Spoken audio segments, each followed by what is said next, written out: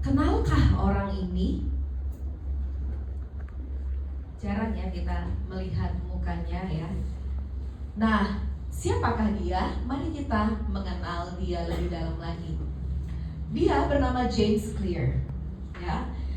Dan dia menulis buku Atomic Habits. Atomic Habits ini dipublish sekitar tahun 2018, ya. Jadi berarti sekarang sampai saat ini sudah 6 tahun lah ya, 6 tahun.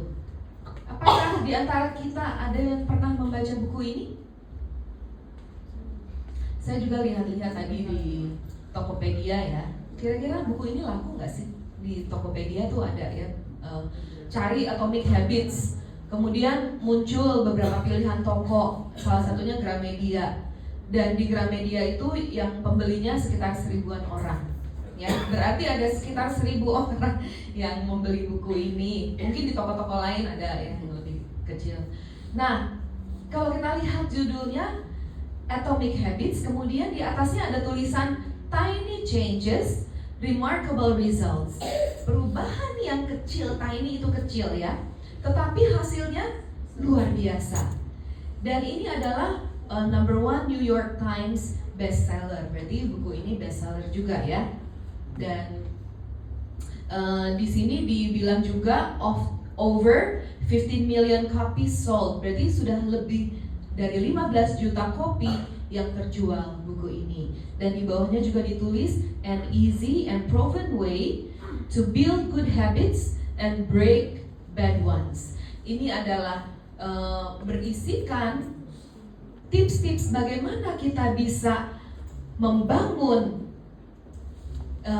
habit ya, habit yang baik, dan kita menghapuskan kebiasaan yang tidak baik. Oke? Nah, kita akan pelajari lebih lanjut.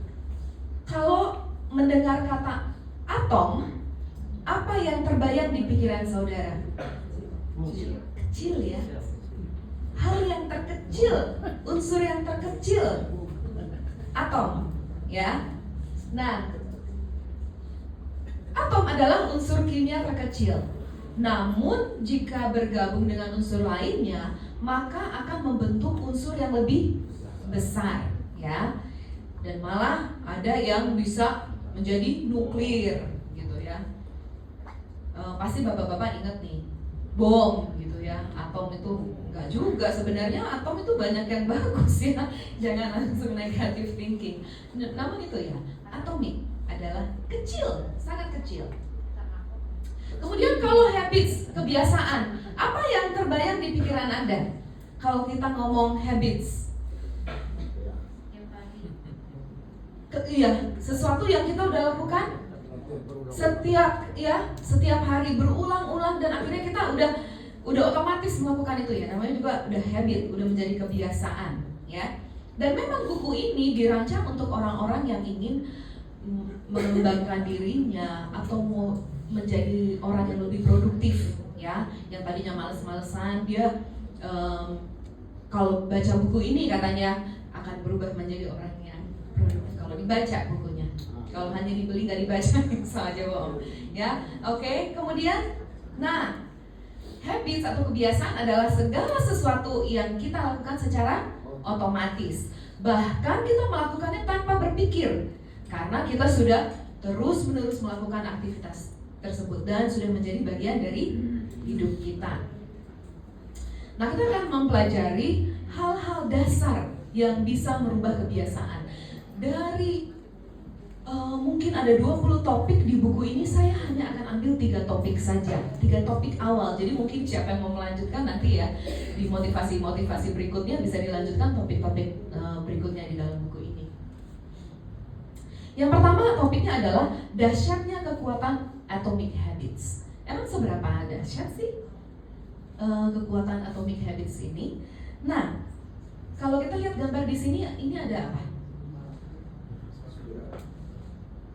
Pembalap sepeda ya, pembalap sepeda satu tim gitu. Nah, ini adalah pembalap sepeda kelompok dari Inggris. Dan sepanjang sejarahnya Inggris nggak pernah mereka menang. Tetapi di satu tahun di tahun 2003 ya, direkturnya yang baru, namanya Brailsford. Kemudian dia berusaha bagaimana saya bisa bikin tim sepeda Inggris ini jadi maju. Kemudian dia berpikir satu hal, saya akan memikirkan merubah hal yang kecil saja. Jadi dia bilang gini, saya akan menghimpun perolehan kecil 1%. Jadi walaupun sekecil 1% dia mau merubah itu. Jadi banyak yang dia rubah. Dirancang lagi joknya supaya nyaman, dioles alkohol ke ban supaya pergesekannya lebih cepat katanya. Kemudian disuruh atletnya pakai celana yang dipanaskan dengan listrik untuk mempertahankan suhu otot. Kemudian mereka menguji berjenis-jenis gel pijat supaya bisa memijat gel para atlet. Kemudian dia bayar dokter untuk pemulihan otot atletnya dan ajar atletnya untuk menghindari sakit flu ya seperti yang kita lakukan untuk COVID. Kemudian menentukan sampai hal kecil gini ya, dia tentukan jenis bantal dan kasur untuk tidurnya si atlet ini supaya tidurnya nyaman. Kemudian dia cat sepedanya menjadi putih karena dia lihat kalau putih kelihatan kalau ada kotoran, tapi kalau warna lain nggak kelihatan kotoran, dan kotoran itu memperlambat jalannya sepeda. Sampai segitunya dia pikirin, ya, dicat sepedanya putih. Nah, ketika perubahan-perubahan yang 1% yang kecil-kecil ini dilakukan, tapi banyak, ya, banyak ratusan yang dia rubah, tapi kecil-kecil, hasilnya luar biasa. Dan di sini katanya mereka menjadi pemenang di Beijing atau apa 2008 Olimpiade. Beijing 2008. Mereka pemenangnya di situ, si kelompok Inggris ini. Bayangkan dari 2003 sampai 2008 dia latih kelompok itu, mereka pemenangnya. Padahal 100 tahun yang lalu mereka nggak pernah menang. Karena perubahan kecil-kecil itu mereka jadi menang, ya. Dan beberapa kali mereka menjadi pemenang terus. Luar biasa sekali kan hasilnya. Padahal hal-hal yang kecil yang dia rubah. Nah, untuk kita dikatakan jika setiap hari kita berusaha berubah 1% saja, 1% nih, tiap hari kita rubah 1%, di akhir tahun kita akan lebih baik 37% dari diri kita tahun lalu. Ya, dari diri kita tahun lalu kita akan lebih baik 37%. Dan ini perubahan tidak akan terlihat dalam satu hari, ya, bukan instan. Tetapi dalam jangka panjang baru kita akan rasakan hasilnya. Contohnya, kita suka makanan yang tidak sehat, ya, MSG. Siapa di sini suka ciki-ciki? Atau ya Indomie? Sekali-sekali boleh. Tapi yang sekali-sekali itu ya, memang tidak akan kelihatan hasilnya di satu hari kita makan. Tapi kalau sepanjang 20 tahun kita makan itu terus, tubuh kita akan menyimpan apa? Toksin. Racunnya udah menumpuk di tubuh kita, ya. Jadi itulah contohnya hal yang kecil, tetapi kalau dilakukan berulang-ulang bisa positif, bisa negatif kalau halnya tidak baik. Nah, untuk kita, contohnya kita mau menjadi orang yang sehat. Apa hal kecil yang kita harus lakukan? Yang kecil aja, kita mau hidup sehat. Jangan begadang, ya. Coba, oh nggak bisa, ternyata langsung dengan nggak bisa. Oke. Yang lain, minum air putih dibandingkan minum Coca-Cola ya yang soda-soda, ya. Atau kalau misalkan kita mau menjauhi gula, stop makan yang manis-manis, coklat. Nah, ini nih itu nanti yang akan membantu kita, walaupun hal kecil itu bisa membantu kita untuk membiasakan melakukan hal-hal yang baik walaupun kecil. Nah, berikutnya yang kedua. Yang kedua, bagaimana kebiasaan membentuk identitas Anda dan sebaliknya. Nah, kita kan selalu gini ya. Saya mau target ini, turun 5 kilo. Itu target saya gitu. Kita akan kejar turun 5 kilo. Terus habis itu udah lupa. makan lagi yang banyak gitu kan. Atau saya mau ikut maraton nih di bulan November nanti, kalau gitu saya harus lari nih sekarang tiap pagi. Setelah maratonnya selesai, udah lupa. Nah, itu yang kebiasaan yang dibentuk berdasarkan tujuan. Nah, tapi sekarang kita kebiasaan yang membentuk berdasarkan identitas kita gitu. Jadi apa sih yang kita mau diri kita atau identitas kita ini sebagai apa? Ya, contohnya ada 2 orang yang mau berhenti makan coklat tadi yang gampang, ya. Siapa di sini suka Silver Queen?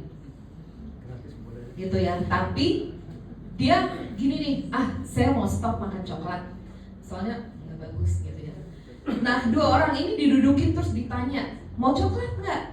Orang yang pertama bilang gini, aduh nggak dulu deh, saya lagi coba untuk berhenti makan coklat. Gitu ya, saya lagi coba untuk berhenti makan coklat. Terus orang yang kedua ditanya, mau coklat nggak? Oh nggak, saya nggak makan coklat, makasih. Nah, kira-kira apa perbedaan antara 2 orang ini? Yang satu merasa bahwa dia sedang mencoba, yang kedua sudah langsung membuat identitas. Saya nggak makan coklat, makasih. Udah, identitas saya itu. Gak ragu-ragu, gak kayak nggak dulu deh. Taunya nanti ada yang nawarin lagi, ya iya deh. Habis udah ditawarin terus nggak enak. Tapi kalau dari awal kita bilang, oh sorry saya nggak makan coklat, kita nggak akan ditawarin lagi. Orang udah tahu identitas kita, oh dia bukan pemakan coklat. Nah gitu.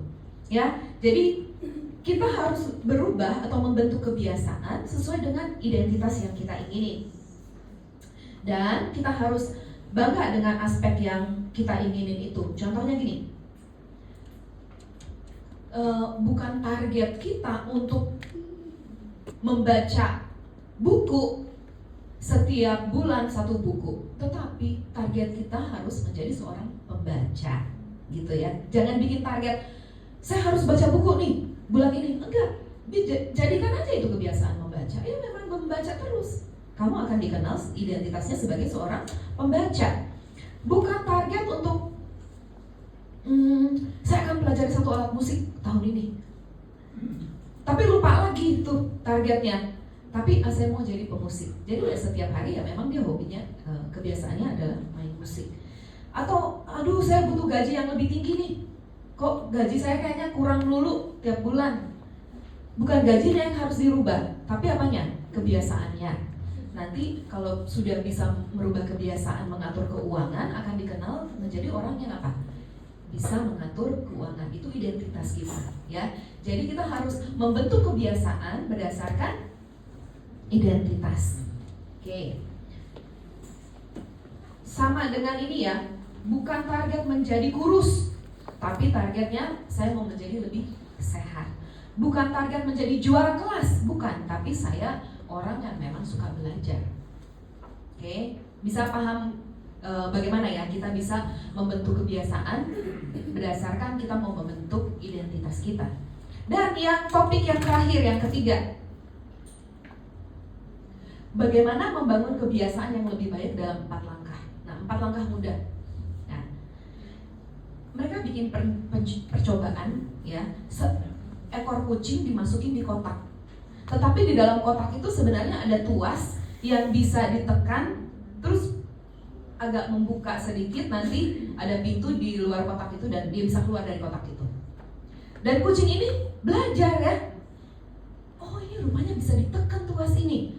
Awal-awal dia belum terlalu ngerti, tetapi setelah mereka biarkan kucing itu berjam-jam, dimasukin lagi ke kotak, dimasukin lagi, dia bisa keluar, dimasukin lagi, lama-lama dia kebiasaan dan akhirnya jadi mudah. Jadi tadinya sesuatu yang susah akhirnya jadi mudah karena kebiasaan. Nah, ada 4 langkah yang katanya paling mudah. Bagaimana kita caranya membangun kebiasaan yang lebih baik? Pertama, harus ada pemicunya dulu nih. Pemicunya itu hal-hal yang membantu kita untuk melakukan kebiasaan itu. Contohnya, kita mau bikin kebiasaan lari pagi.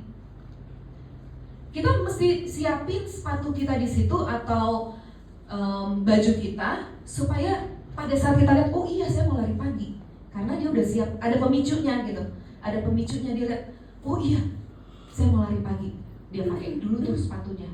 Atau di kamar kita bikin mejanya yang rapi, bersih, jangan berantakan gitu ya, karena itu memicu kita untuk wah semakin rajin belajar. Tapi kalau mejanya udah digabrukin segala macam gitu, males juga mau mulai belajar gitu. Jadi harus ada pemicunya dulu. Nah, sama kayak kita misalkan, saya mau baca Alkitab nih sebelum tidur, taruh aja Alkitabnya di bantal kita. Jadi setiap kita lihat, oh iya saya mau baca Alkitab, udah janji mau baca Alkitab sebelum tidur, ya udah taruh aja di situ gitu. Bangun pagi juga saya mau baca, ya taruhlah Alkitab itu di situ. Jadi setiap kita lihat, oh iya dia memicu kita untuk mengingat komitmen kita. Nah, hal yang kedua, keinginan. Tentunya kita harus punya keinginan. Nah, keinginan inilah yang akan memotivasi kita untuk melakukan kebiasaan. Nah, karena kita ingin melakukan perubahan, makanya keinginan ini harus dibikin menarik, ya. Harus kita rasa menarik. Kalau nggak menarik keinginan itu, kita nggak akan lakukan kebiasaan itu. Contohnya, apa ya yang menarik gitu? Oh, kalau saya kurus, saya lebih ringan nih badannya. Kan menarik ya itu untuk kita. Jadi kita ingin termotivasi gitu untuk kita mau nih hidup lebih sehat, nggak mau makan roti-rotian gitu contohnya, nggak mau makan nasi terlalu banyak.